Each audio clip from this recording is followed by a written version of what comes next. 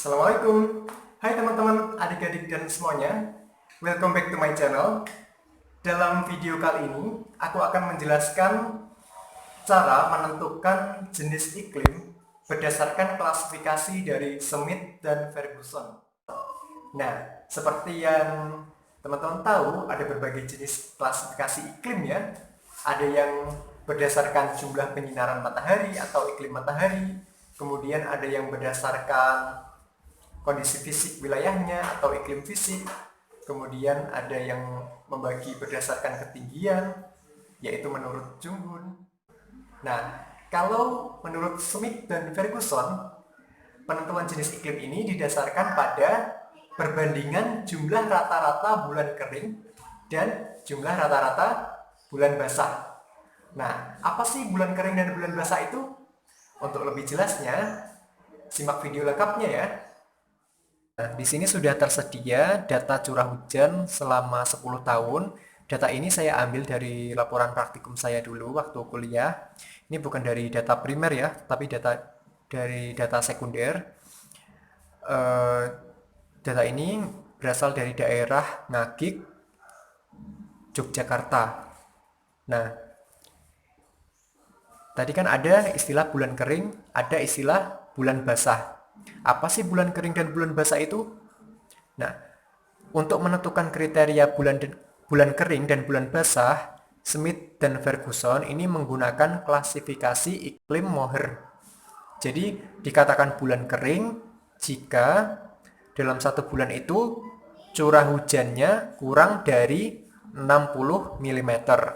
Sedangkan bulan basah jika curah hujan di bulan tersebut lebih dari 100 mm. Nah, untuk lebih mudahnya langsung saja kita praktikkan ya. Nah, di sini saya ada dua spidol, ada spidol merah dan ada spidol hijau. Saya akan gunakan spidol hijau untuk menandai bulan yang basah, sedangkan spidol merah akan saya gunakan untuk menandai bulan yang kering.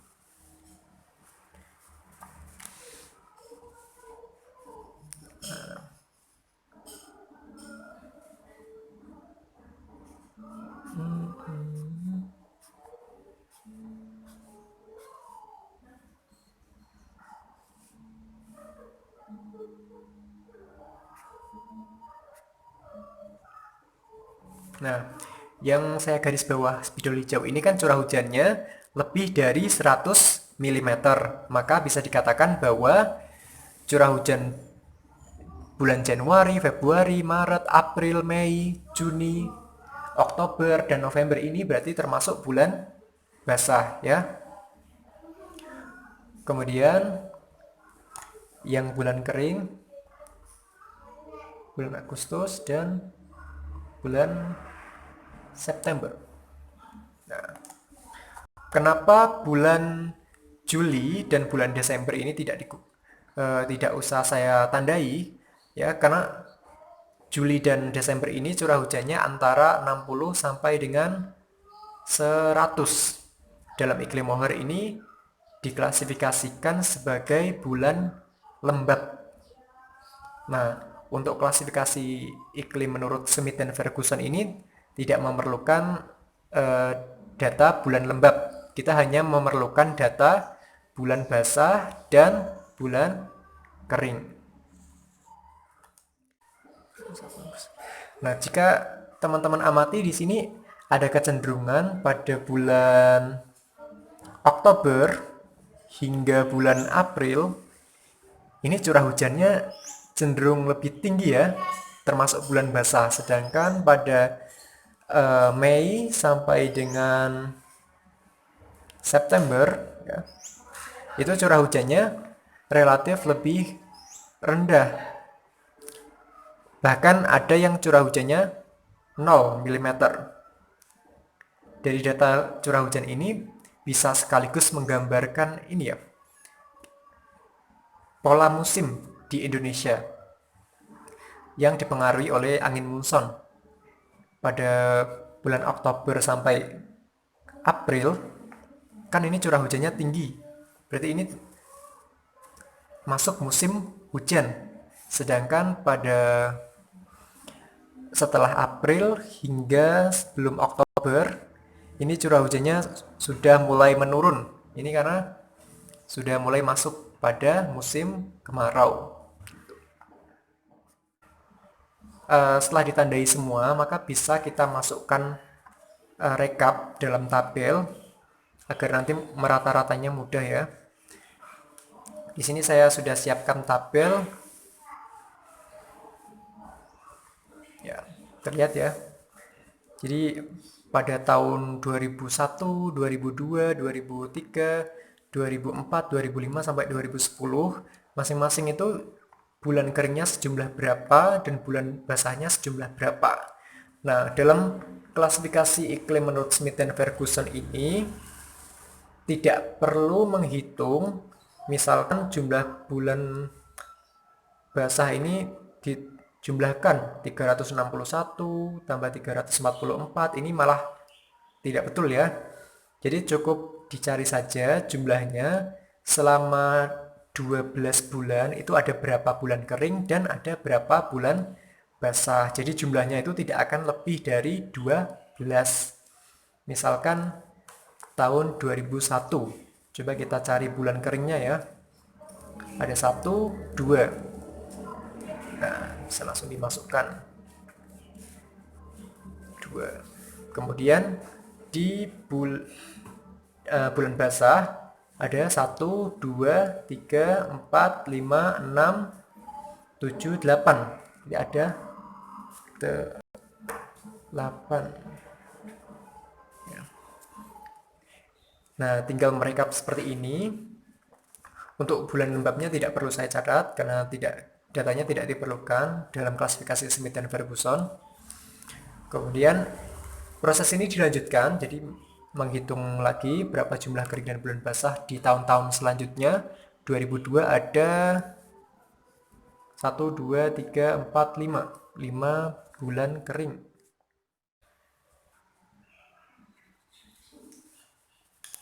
Nah, proses ini dilanjutkan hingga tahun 2010.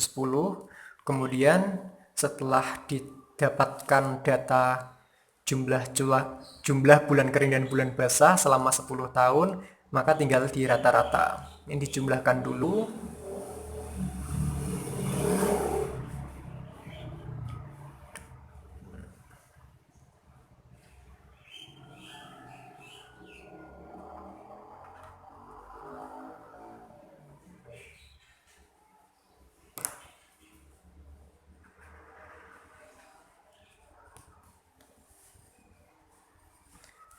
Karena ini rata-ratanya di rata-rata dari 10 tahun tinggal digeser komanya. Jadi di sini 3,9, kemudian untuk bulan basahnya rata-ratanya 7,4. Ya. Jadi ini jumlah rata-rata bulan kering, kemudian ini jumlah rata-rata bulan basah. Setelah ini bisa langsung dimasukkan ke dalam rumus. Jumlah rata-rata bulan keringnya diketahui sejumlah ini ya, 3,9, kemudian jumlah rata-rata bulan basahnya diketahui sejumlah 7,4 dikalikan 100%. Ya. Setelah dihitung maka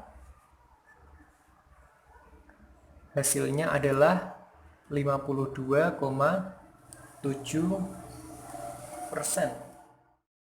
Nah, setelah dilakukan perhitungan dan diperoleh nilai Q, maka dapat diketahui daerah tersebut termasuk daerah beriklim apa. Smith dan Ferguson membagi tipe iklim menjadi 8, mulai dari tipe iklim A dengan nilai Q 0 sampai 14,33%, yaitu kriteria sangat basah, sampai dengan tipe iklim H dengan nilai Q lebih dari 700%, yaitu kriteria luar biasa kering. Nah, karena daerah yang kita amati memiliki nilai Q 52,7%, maka dapat disimpulkan bahwa daerah tersebut merupakan daerah beriklim C, yaitu kriteria agak basah.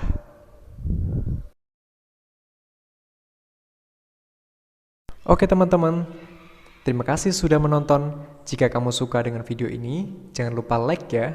Dan kalau kamu rasa bahwa video ini bermanfaat, silahkan share ke teman-teman kalian. See you!